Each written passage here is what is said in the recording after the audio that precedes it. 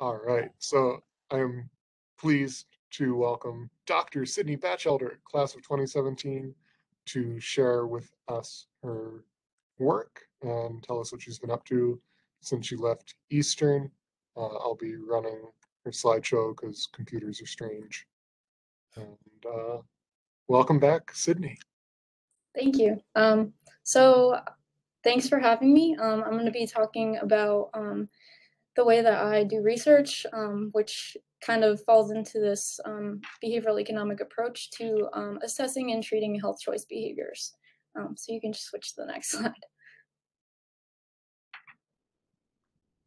Maybe.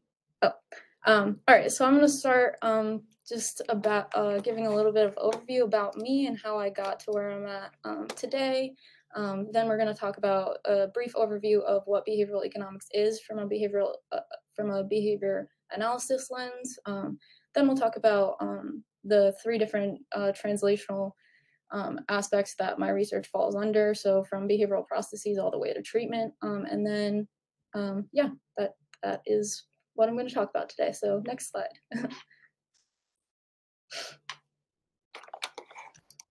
Alrighty, so first off, going back and forth. First off, I just wanted to acknowledge my mentors. So at UNCW, Dr. Donlin Washington, Dr. Raymond Pitts, and Dr. Christine Hughes, and then also my mentor from UVM, Dr. Stacy Sigmund, and my colleagues here. Next slide, please. Alrighty, so post-graduation from ECSU, I went on to get my master's at the University of North Carolina, Wilmington in applied behavior analysis. Then my PhD was completed in experimental psychology, and finally I applied and got a postdoctoral research fellowship at the University of Vermont. So next I'm going to explain kind of how my research interests developed throughout my time at each of these institutions. So next slide. Okay, so at ECSU, I was a member of two different labs. The first was the Health and Human Performance Lab with Dr. Sisko.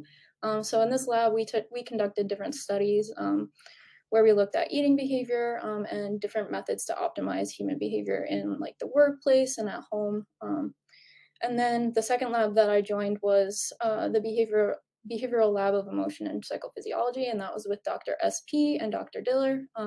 And in that lab, we conducted all different types of research about things in behavior analysis, like delayed discounting and other behaviors. So then I also took a bunch of behavior analysis courses at Eastern. And so from kind of all of these experiences, I applied for graduate school to several programs that did contingency management and organizational behavior management, and I got accepted to the University of North Carolina's new PhD program in applied behavior analysis. So next slide. Then at UNCW, my main lab that I was involved in was the Health and Behavior Lab with Dr. Donlin Washington. Here we conducted studies improving physical activity, reducing sedentary behavior, and using behavioral economic assessments to understand the relative reinforcing efficacy of different reinforcers, which I'll talk about a little bit more in turn. I was also getting my clinical experience for my board certified behavior analysis certification here. And so I had clinical placements that were in an early skill acquisition program. So this is using reinforcement to teach verbal behavior and play skills. And then most of my time was spent in the pediatric feeding disorders program. So kids with pediatric feeding disorders are typically not eating enough food or nutrients to sustain their proper weight. And many of these kids have developmental disabilities, but not all of them. So I did work with some typically developing kids too that had high levels of food refusal. So this is using behavior analytic assessments to determine basically what's maintaining their behavior of refusing food, and then using this information to inform treatments for food refusal. So then, next slide. After I finished my clinical work in my master's program, I had a lot more flexibility to get more varied experience working in other behavior analytic fields outside of treatment. So I remained obviously in the health and behavior lab, but I also did rotations in the TABS lab, which is I assessed children's physical activity behaviors and then developed treatments to improve their physical activity. I also did a rotation in the experimental analysis of behavior lab, and here I participated in some animal studies relating to behavioral pharmacology and delayed discounting, which I'll talk about are important processes involved in health behavior decision making. And then finally, I was involved in an interesting practicum on racial diversity, where we read literature from BIPOC authors to educate ourselves on racial issues, and then also we conducted a survey to assess diversity, inclusion, and acceptance in behavior analysis grad programs and ways to make them better, basically. So next slide.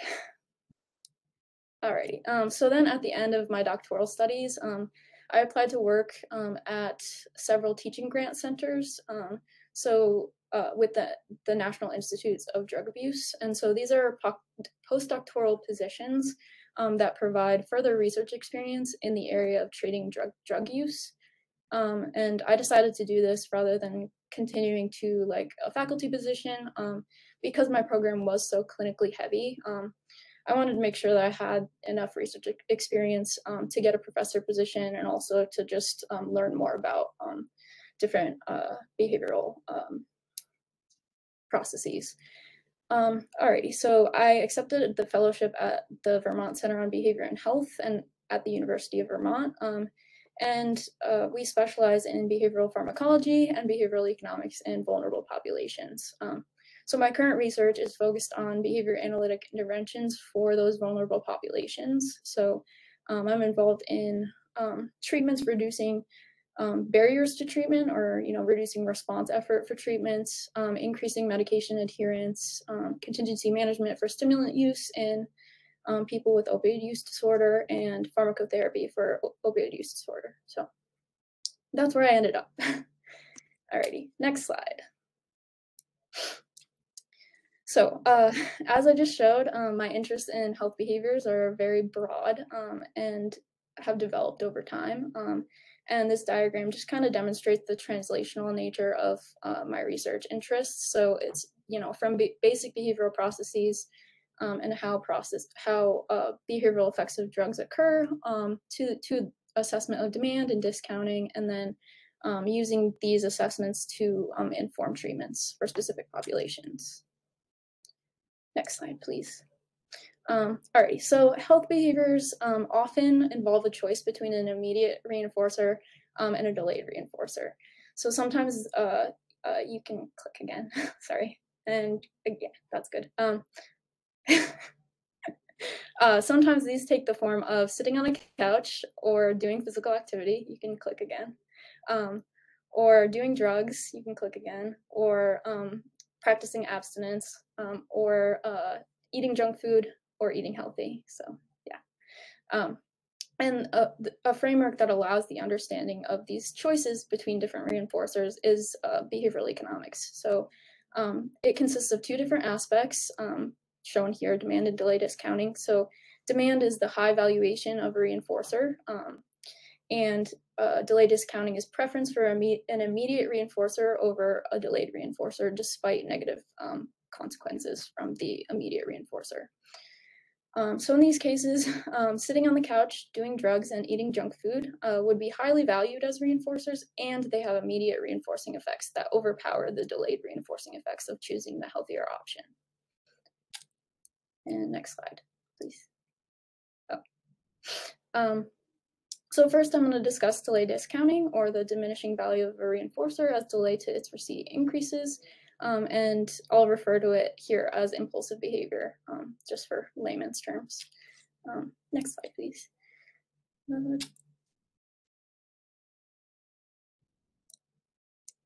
Okay, so to give an overview of delay discounting, delay to the receipt of an outcome results in a discounted impact of that outcome on behavior. So this typically consists of the preference of a smaller, sooner reinforcer over a larger, later reinforcer. And it's typically measured by adjusting the variables of amount and delay simultaneously. So you may have heard of tasks where you're asked questions such as, would you rather have $75 now or $100 a month from now?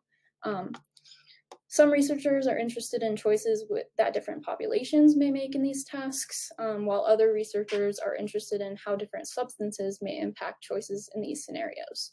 So I'll be discussing the latter, specifically how stimulant medications affect how an organism responds in these tasks. Previous research in the field has found mixed effects of stimulant medications. So some have found increases in impulsive behavior and some have found decreases in impulsive behavior. So the present study looked at the independent effects of amount and delay on choice and assessed how a stimulant affected whether amount or delay had a greater impact on responding. So next slide. So because there's two different dimensions of reinforcement that are being adjusted, there's two different possible outcomes when we look at delay discounting.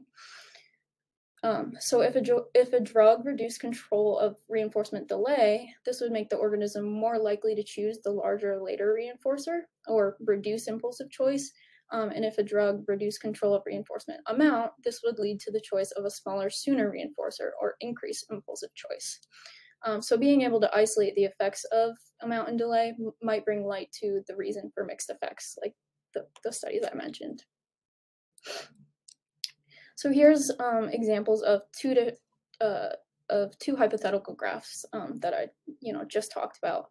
The left panel is a hypothetical baseline, showing equal impact of amount and delay. So you can see that the levels of amount and delay are equal at baseline.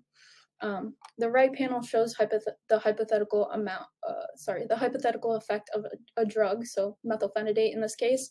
And in this case, the drug increases the impact of amount, where amount becomes more important under the drug, and decreases the impact of delay. And the prediction here would be a less impulsive choice. You can click again. Okay. So the next graph is the opposite effect. The right panel here shows that this drug increases the impact of delay, so delay becomes more important and decreases the impact of amount. And here the prediction is more impulsive choice. Okay, next slide, please. Okay, so the task that we use to conduct this study consisted of a choice between a different combination of delay and amount. So some sessions would involve a choice between both a larger amount and a sooner delay, and a smaller amount paired with a later delay, which we refer to as dominated sessions. These sessions are, easy for the organism to make. They would obviously choose the larger sooner reinforcer over the smaller later reinforcer. Then some sessions had a larger amount paired with a later delay and a smaller amount paired with a sooner delay. And these are referred to as trade-off sessions. So these sessions would allow us to determine whether amount or delay are more impacted by the drug. Next, please. Alrighty.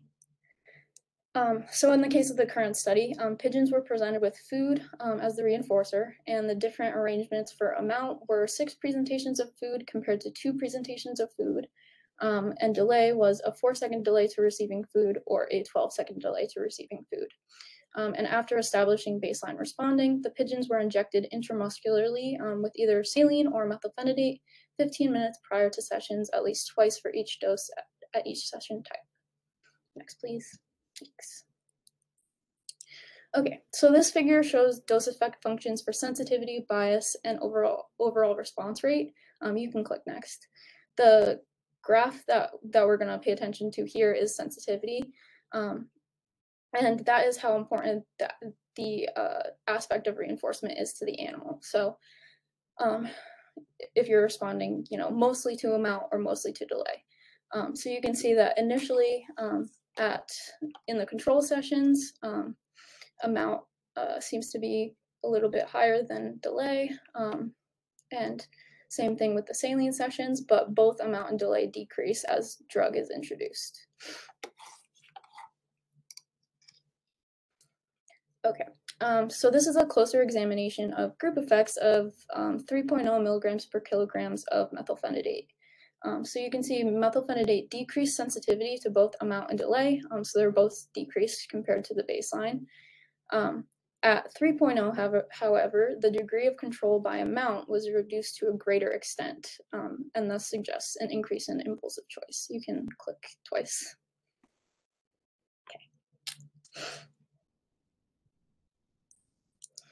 Okay, so previous research did find mixed effects of stimulants on delay discounting. The present study, however, suggests methylphenidate decreases sensitivity to amount more than delay, which leads to increased impulsive choice.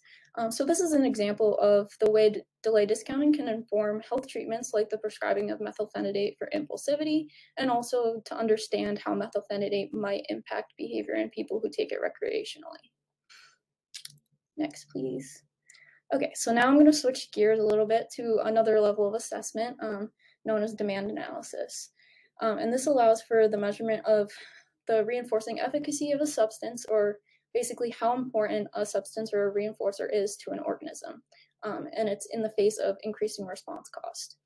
So many substances that are highly reinforcing may be difficult for participants to stop taking. So think of like the highly addictive drugs like heroin, cocaine, cigarettes, things like that. So understanding the reinforcing efficacy of that substance may inform treatments to help people stop using that substance. And I'll be discussing my project about cigarettes and nicotine alternatives across different demographic groups. Next.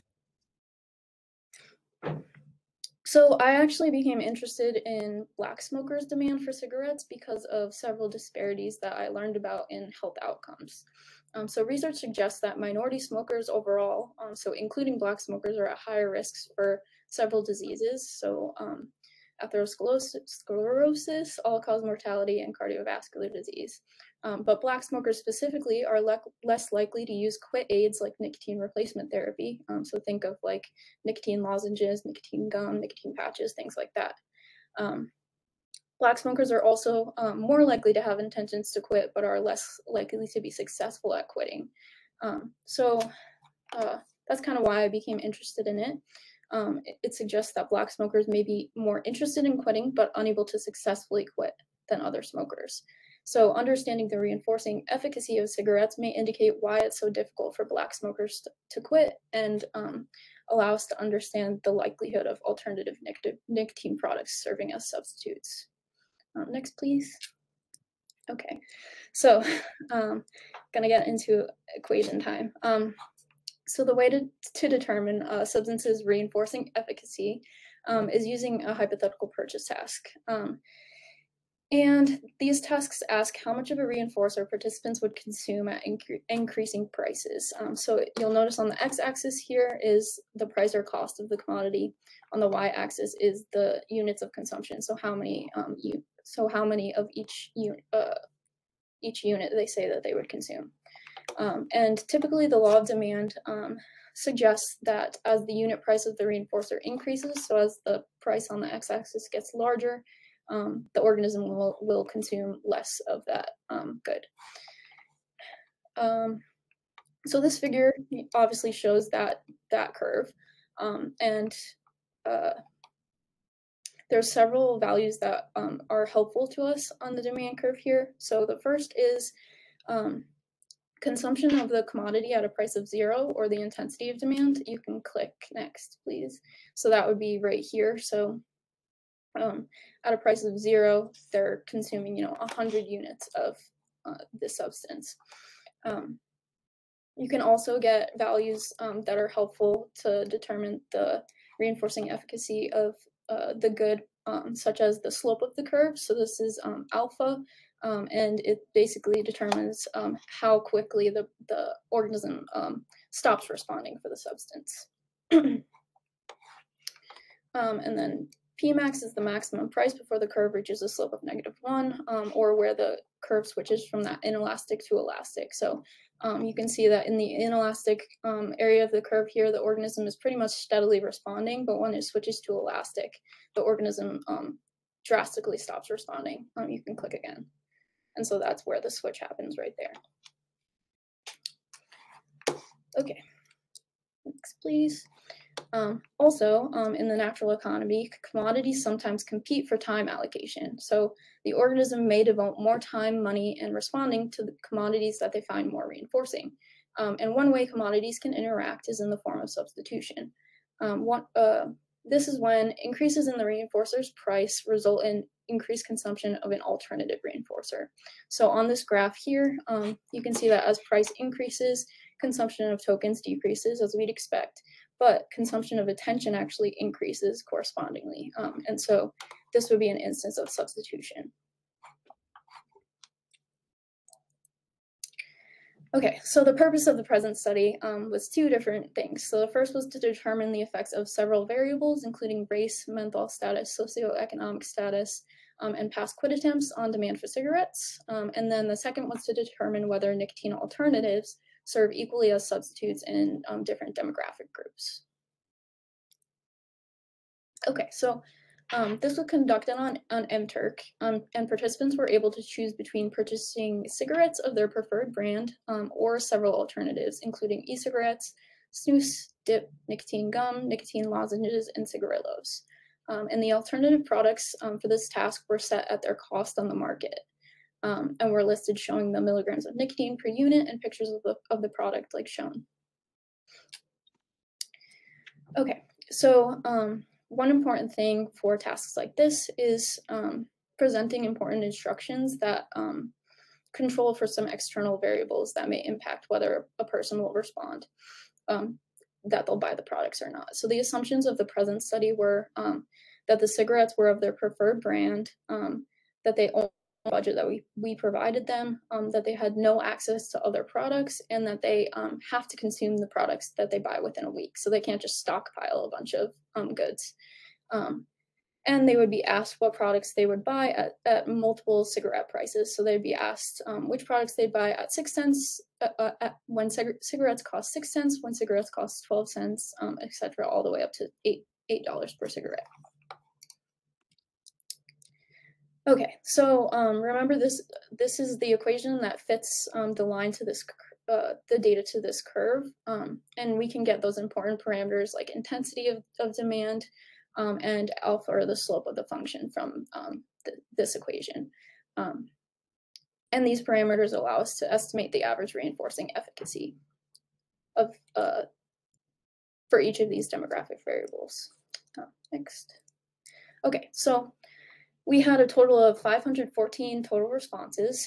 37% were removed for unsystematic data, which basically means that they didn't conform to different aspects of what we would expect from demand. And overall, there was a relatively equal split of gender, and majority of the sample was white, with the second majority being Black. Next, please. Okay. This might get a little bit complicated, so I'll just tell you to click when I need the next thing. Okay, so here are the demand curves fit to the group means across races for the consumption of cigarettes in milligrams of nicotine. So it's important to note here that the y-axis is a log scale, so 1 tick represents proportional change. And smokers, white smokers' intensity was significantly higher than all other races. You can click next. But Black smokers' intensity was significantly higher than all the other minority races. Also, Black smokers' alpha was significantly higher than all other races. So you'll notice that these lines indicate so the black line is the slope of the white smokers curve when it's inelastic, and the blue line is when it turns to elastic, so you can see the drastic change in the slope there. The orange line is the Black smokers curve when it was inelastic, and the purple line here is the Black smokers curve when it switches to being elastic. So you can see when you compare the blue and the purple lines, the slope of the Black smokers curve is pretty more. The slope of the white smokers curve is steeper than the Black smokers. That's the best way to describe it. Okay. So because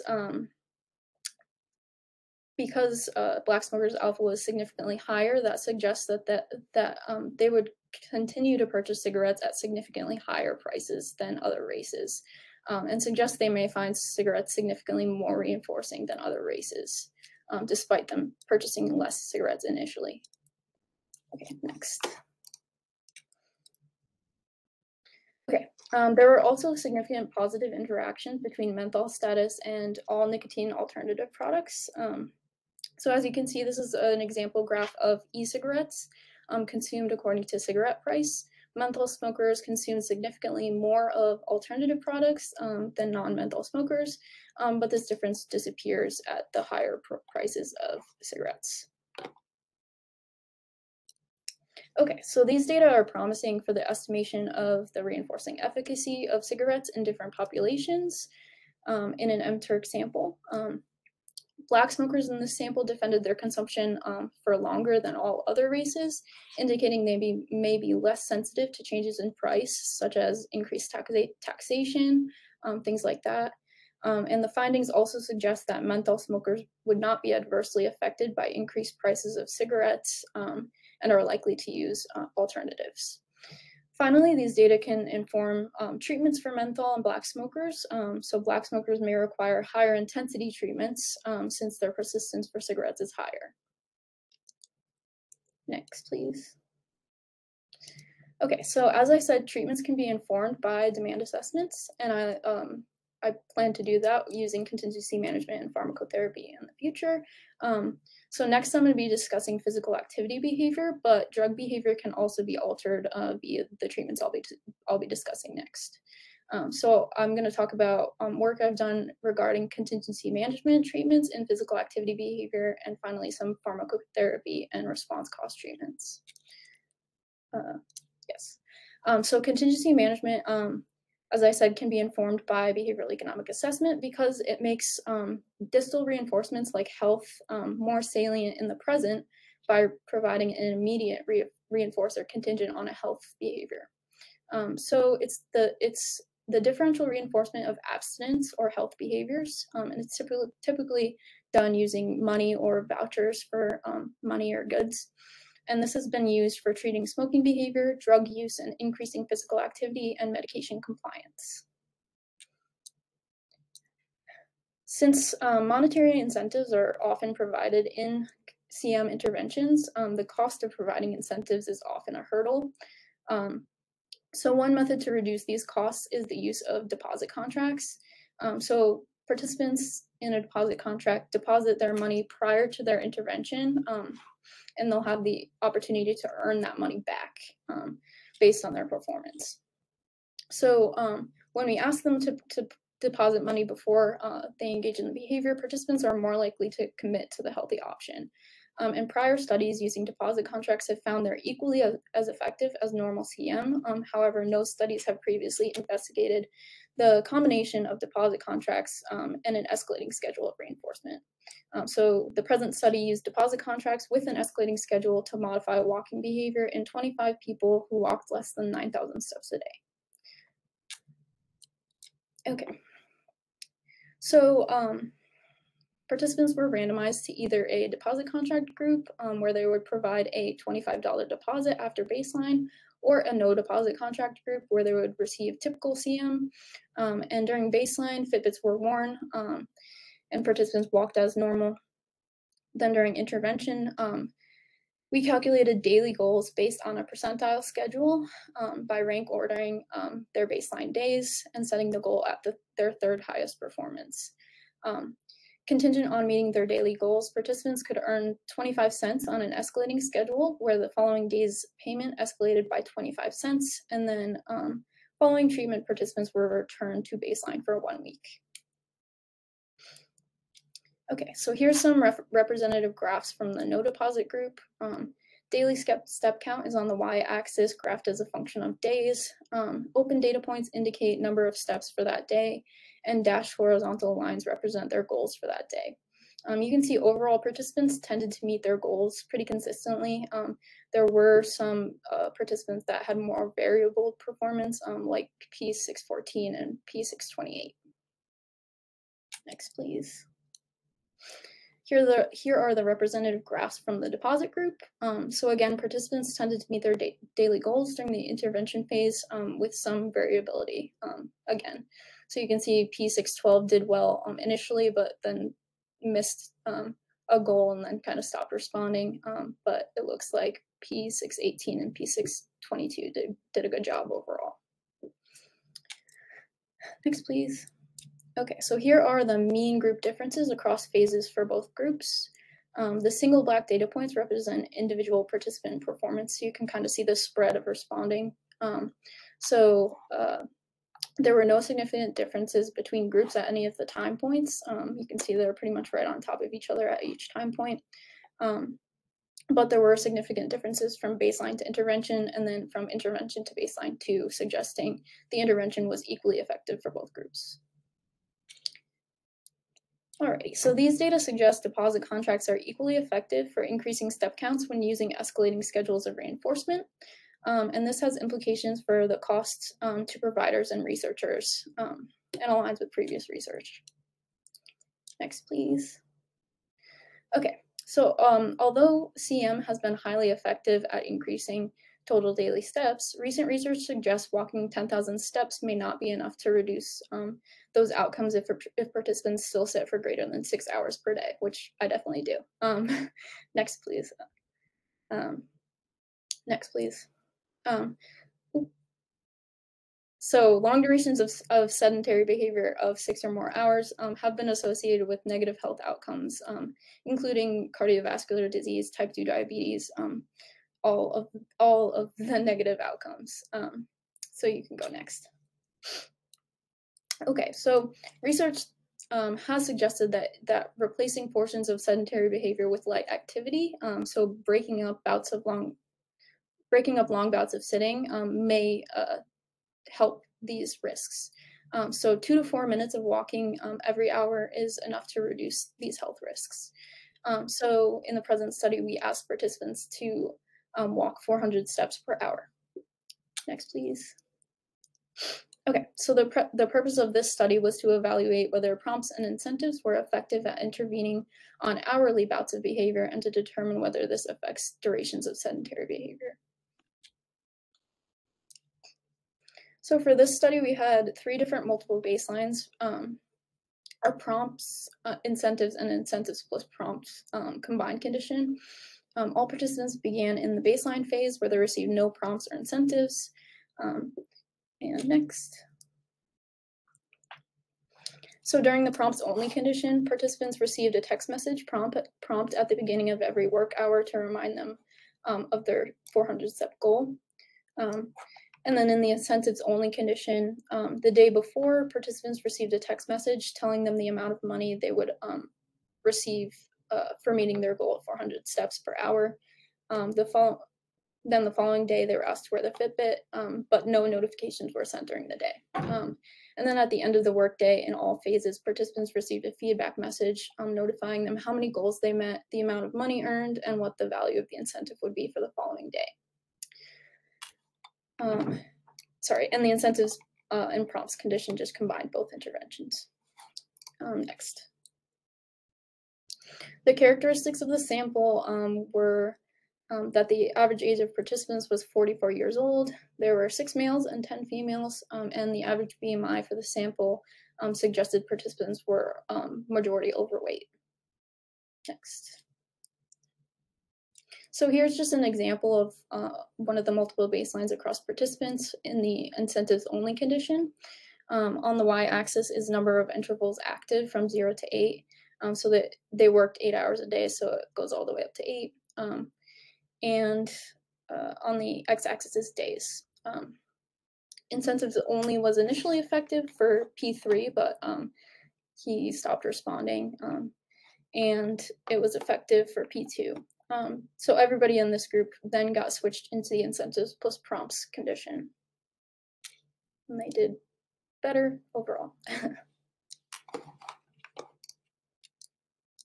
And these are the aggregated data for all participants across the 3 different dependent variables. So the top is the average number of intervals active, the middle is average steps per hour, and the bottom is average steps per day.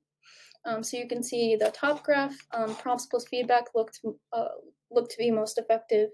The middle graph, it seems that they were all pretty equally effective, and the bottom graph, steps per day, incentives only was most effective. Next, please.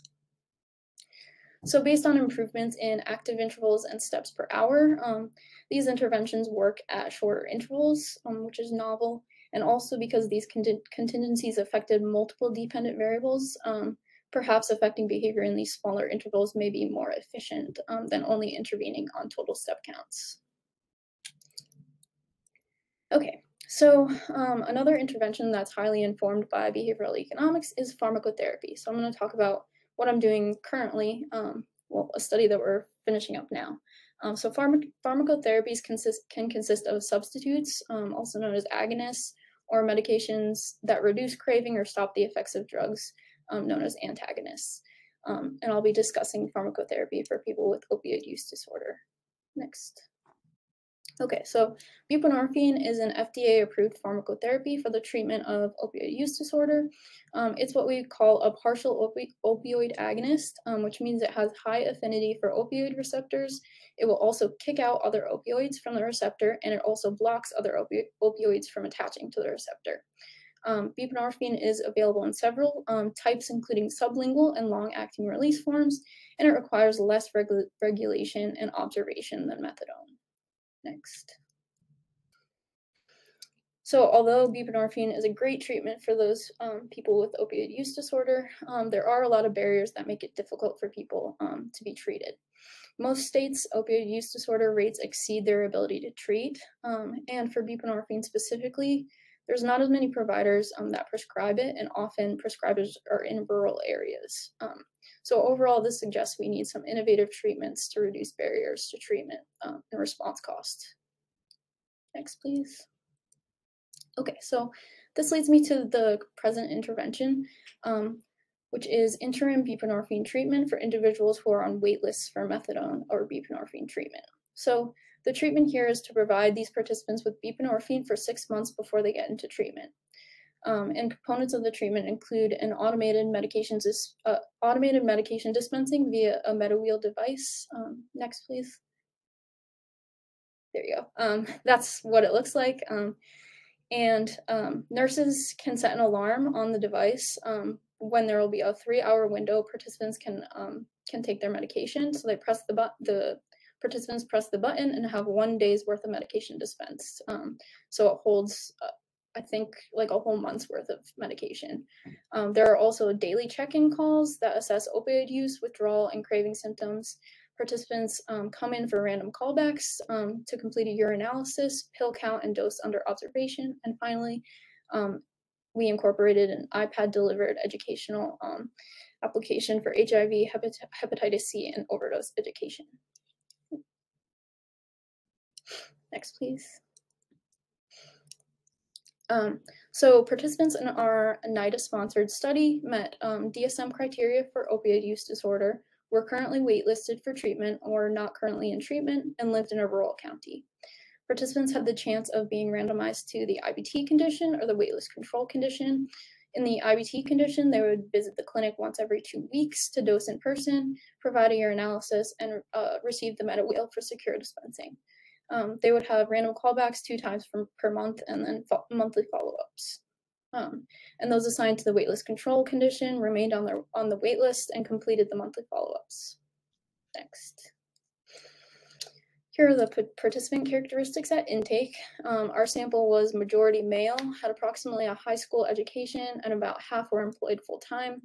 Most of our participants used prescription opioids and an oral or sublingual route of administration, and just under half of the sample had ever used an IV route of administration. Next.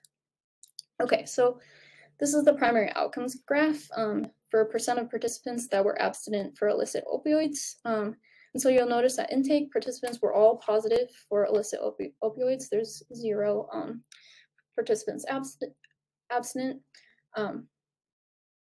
But for the IBT group, this improved immediately to above 80% and then remained there for the duration of the study.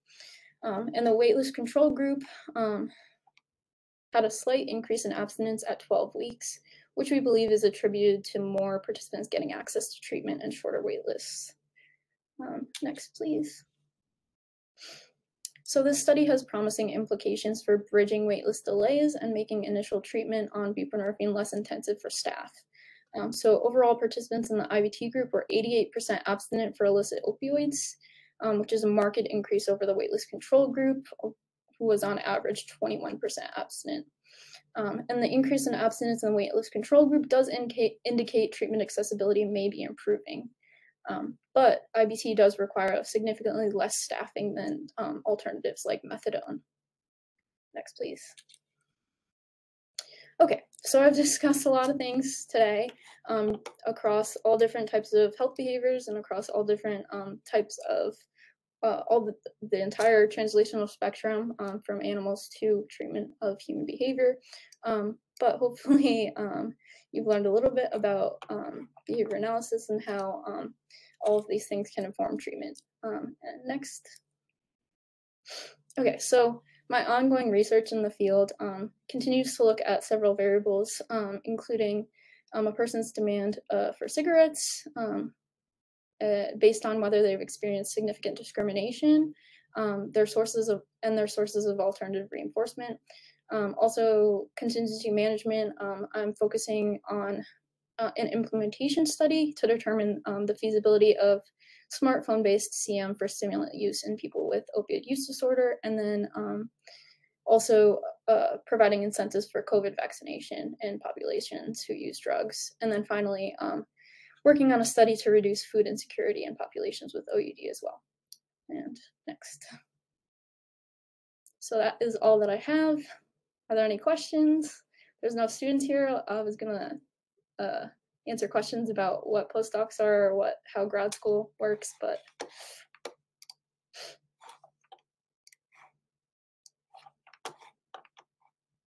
I know, Sydney, given that students likely will watch this afterwards, what advice would you give to our current students, knowing what you know now?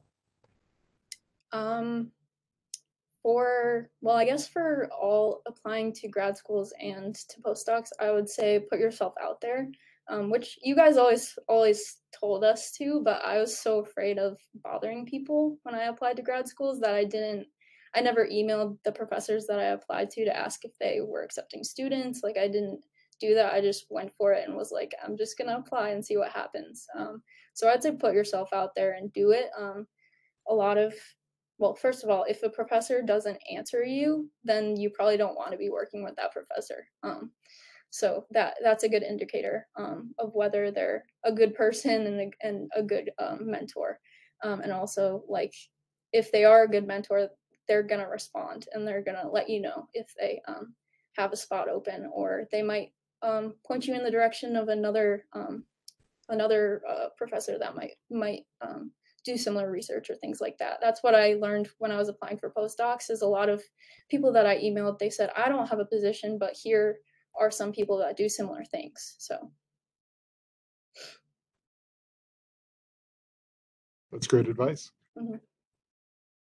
And such cool research. Thank you so much for sharing it. I'm so impressed with everything that you've accomplished already. Thanks. Yeah, I tried to make the equations a little bit easier for people that might not understand the matching law and behavioral economic assessments and things like that. So it was a good introduction.